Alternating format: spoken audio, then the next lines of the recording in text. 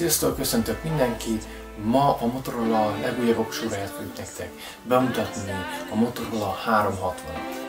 Kövessetek minket és akkor nézzük meg, hogy sikerült a Motorola legújabb okosórája. A Google márciusban rántotta le a leplet az Android Wear platformról, amely a legtöbb okosóra is egy a Motorola 360 operációs rendszere. A bemutatón nagyon jól demozták, milyen hasznos is lehet egy okosóra, és ezért kíváncsiak is voltunk, mennyire lehet nagyon hasznos ez a való életben. A Motorola végül néhány héttel az LG féle G-Watch és a Samsung Gear Lavia után dobta piacra az Android Wear alapú készülékét.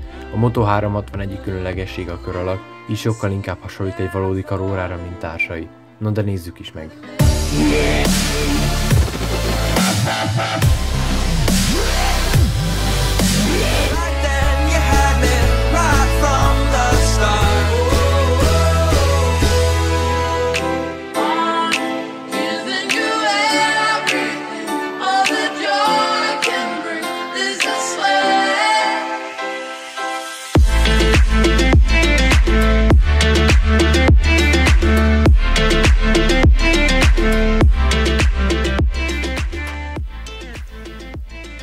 Kibontjuk a készüléket, akkor rögtön szembe találjuk magunkat a Motorola 360 okosórával, amely egy ilyen szivacson fekszik, illetve ha tovább bontjuk a készüléket a kerek dobozában, akkor itt találhatjuk a párnát, melyre rá kell fektetni a készüléket, illetve vagyis az okosórát, illetve ha kibontjuk, akkor itt található az 500 mAh-es USB-s töltője az okosórához, illetve kapunk még egy kis leírást az órához.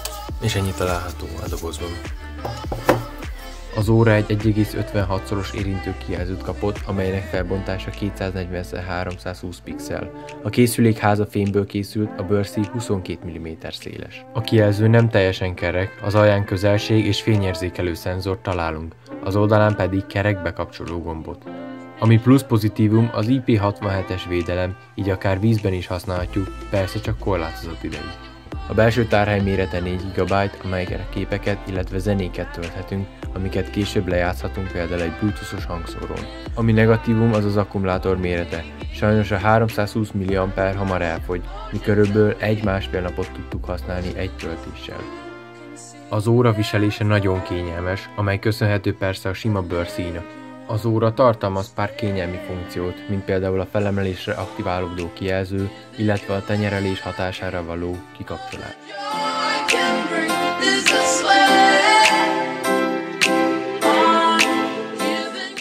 Amikor mi teszteltük, akkor az Android Wear 5.1.1-es futott az órán.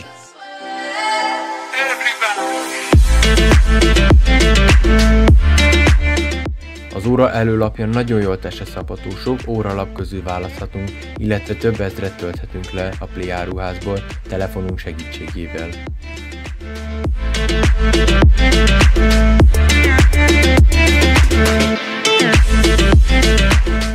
A Moto 360-on számos alkalmazás érhető el, mint például a zseblámpa, amely a kijelző fényét használja, ébresztőóra, térkép, lépésszámláló, pulzusmérő és még nagyon sok minden, amit a telefonnal szinkronizál össze az óra.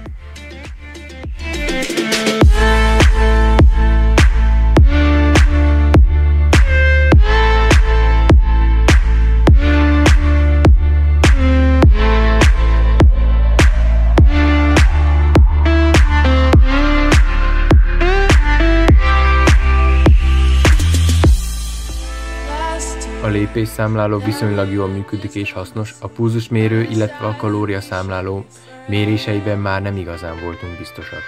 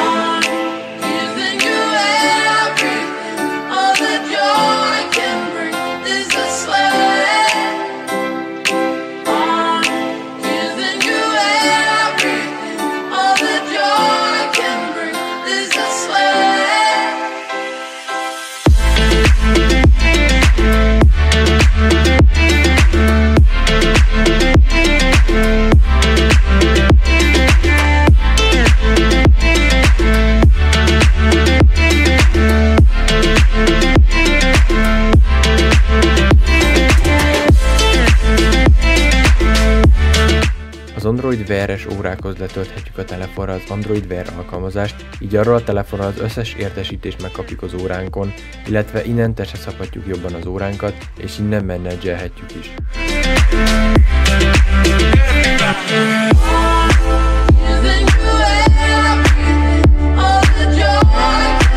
Az órával akár a zenéinket is vezérelhetjük, ami a készüléken van, így nem kell elővenni, ha esetleg számot szeretnénk váltani.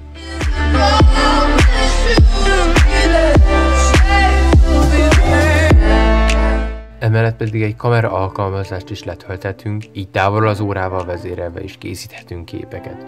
Szerintünk ez egy nagyon jó feature.